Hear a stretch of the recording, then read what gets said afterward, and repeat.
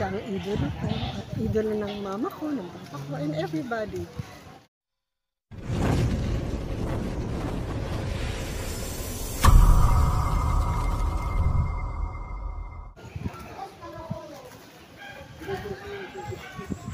Yun nga po mga kabayan, papunta po tayo ngayon sa dito po sa labi ng nag-iisang daking Fernando po Jr. at kasama na nga po dyan si ang kanyang asawa, ang Queen of Philippine Cinema na si Susan Roses. So dito daw po, dire-diretso lang daw po ito, dire-diretso lang po tayo dito. So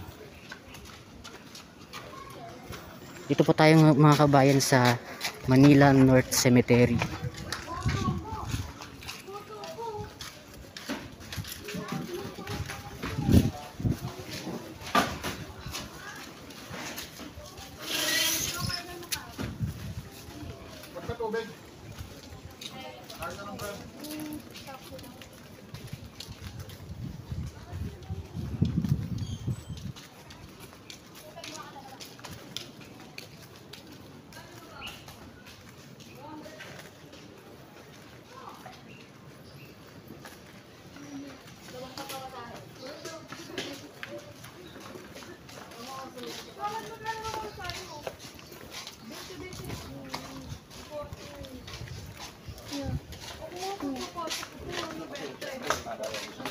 Pag-hosting. Sino nag-hosting? Pagod ka ba, Ibe? Yang baon ko. Kala ba ano ba? Ako 60 pesos ako. Balikan. Lagi hindi na ako makain. Kaya ako na mabuti mo. Kabe, sa tanong. Bakit ito malapit ka lang?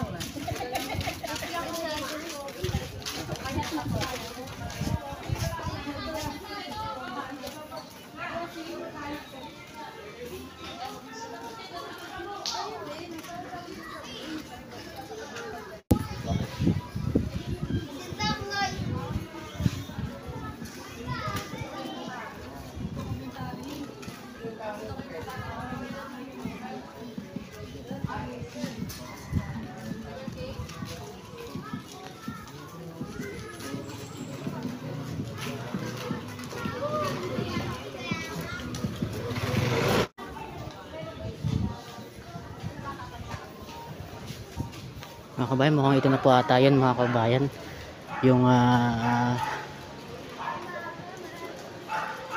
labi ni The King FPJ. Mukhang ito na po ata yan, ito na nga po yun. So,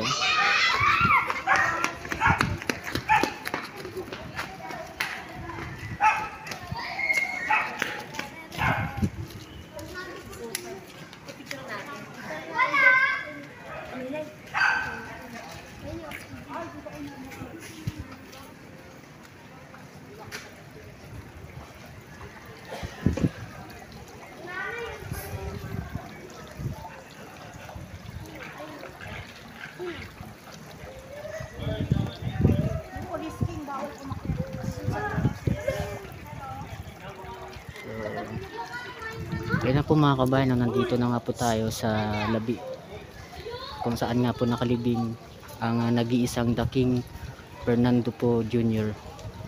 na yumao nga po noong December 14, 2004 at nung kailan lang nga lang po, no, ay yumao din ang kanyang asawa na Queen of Philippine Movie na si Susan Roses. So magkasama na po sila ngayon dito, ang nag-iisang The King of Philippine Movies and the Queen of Philippine Movies.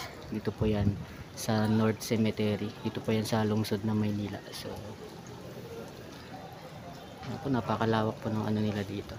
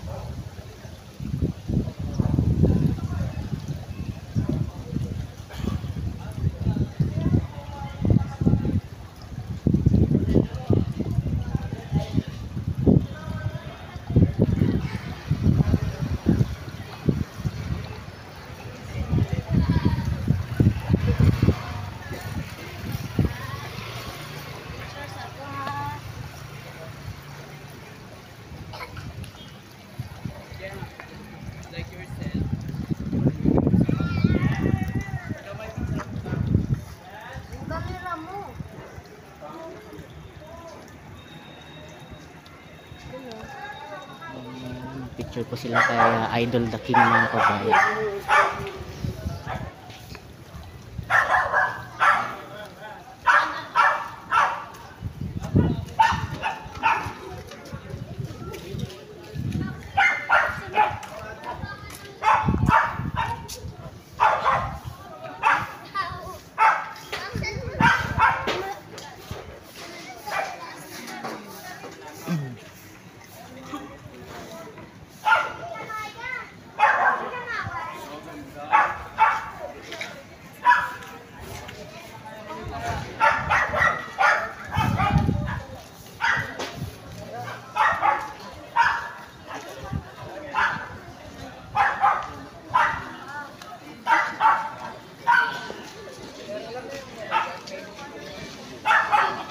Maraming tao ngayon dito.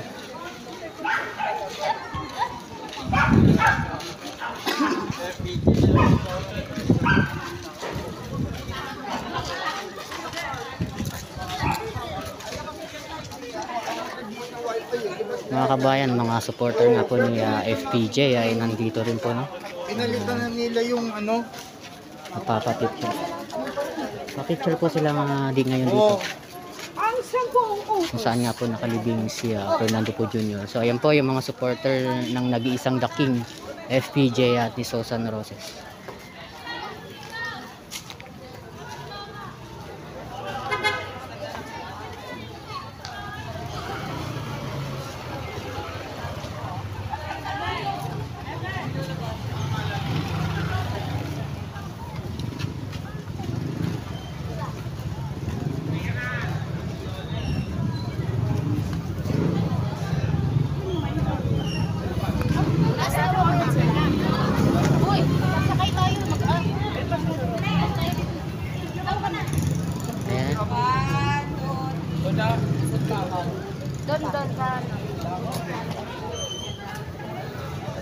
Ayan, talagang hanggang ngayon nga po ay hindi malilimutan ng ating mga kababayan ang nag-iisang The King FPJ at ang nag-iisang The Queen of Philippine Movie, Susan Roses. Dito pa yan sa North Cemetery.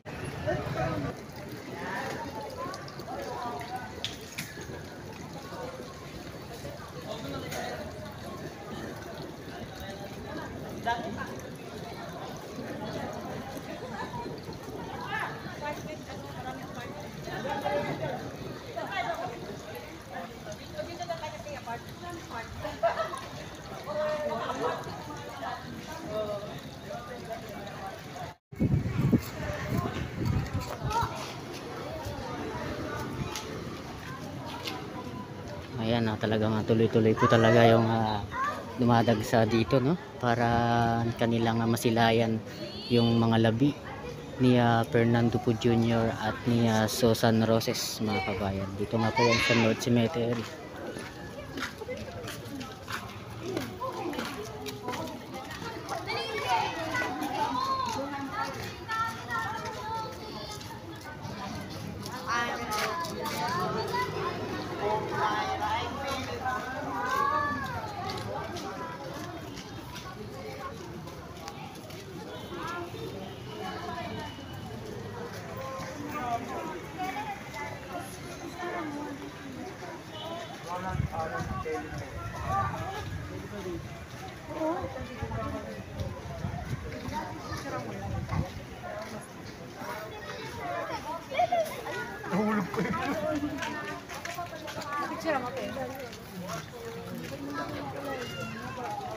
Ito sa kabila, nanay tatay niya.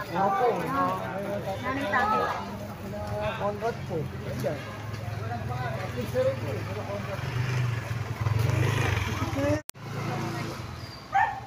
Hello po ma'am, mga ma'am. Ngayon po ay naparito po kayo, no, sa kasagsagan ng undas para sa nag-iisang The King. At syempre kasama na rin po yung kanyang asawa na si Miss Susan Roses. So kayo po bilang supporter po kayo, no, ni The King at ni Miss Susan Roses.